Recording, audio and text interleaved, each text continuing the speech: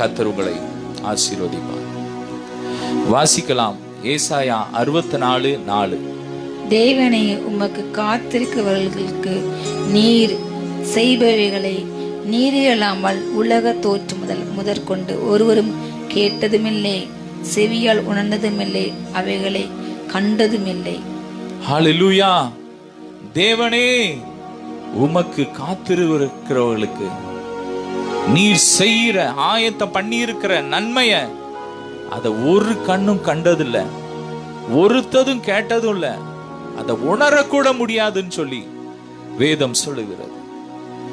கர்த்தருக்காக காத்திருக்கிறவங்களுக்கு, ஆண்டவருடைய பாதத்துல இரவும் பகலும் அவருடைய சமூகத்துல காத்திருக்கிறவங்களுக்கு ஆண்டவர் ஏராளமான நன்மைய அவர் ஆயத்தம் பண்ணி வைத்திருக்கிறார்.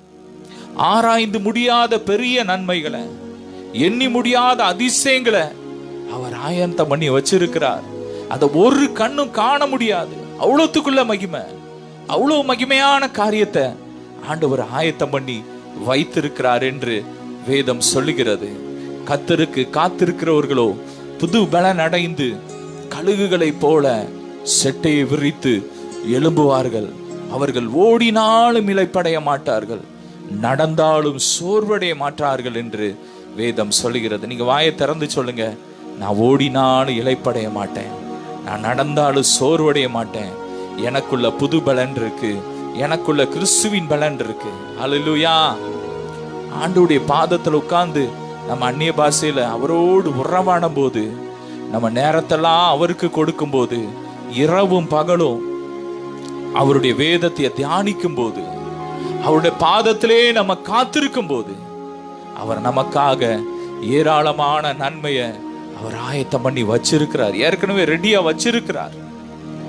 கல்வாரி சிலுவையின் மூலமாய் அவர் நமக்காக மரித்து ஏராளமான ஆசீர்வாதத்தை, ஐஸ்வர்யத்தை, மகிமையை, கனத்தை, தீர்க்காயுசை அவர் சம்பாதித்து வைத்திருக்கிறார்.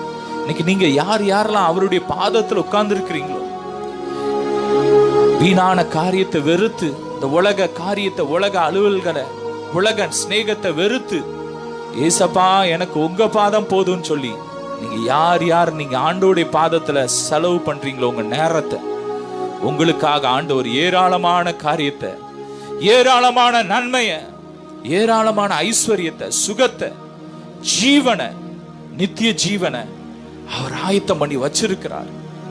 அந்த மூத்த குமாரனை பார்த்து ஆண்டவர் சொல்றார், நீ எப்போதும் என்னோடு இருந்தபடியால் எனக்குள்ள எல்லாம் உனக்கு தான் சொந்தம். எப்போதும் ஆண்டவரோடு இருக்கிறவங்களுக்கு ஆண்டவருக்குரிய எல்லா ஆசீர்வாதமும், இன்மைக்குரிய மறுமைக்குரிய எல்லா ஆசீர்வாதமும் நமக்கு சொந்தம். விழுந்து விழுந்து எந்திரிச்சு போயிட்டு வர்றவங்களையும் ஆண்டவர் இரக்கம் உள்ளவர் தான். அவர் கொடுப்பாரு. அந்த இளைய குமாரனை ஆசீர்வதிச்சாரு, அவனுக்காக விருந்து கொடுத்தாரு, பாதரட்சியை கொடுத்தாரு, மோதிரத்தை கொடுத்தாரு. எனினும் மூத்த குமாரன் அவரோடு எப்போதும் அவரோடு இருக்கிறபடியா எல்லாத்தையும் கொடுத்துட்டார். ஹல்லேலூயா. அவனுக்கு ஏதோ கொஞ்சம் கொடுப்பார், அவ்வளவுதான்.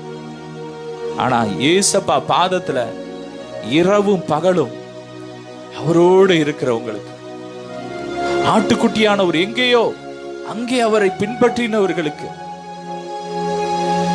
ஆண்டவர் ஏராளமான நன்மைய பரலோகத்தில் ஆயத்தம் பண்ணி வைத்திருக்கிறார். இந்த பூமியிலும் கூட ஏராளமான நன்மைகளை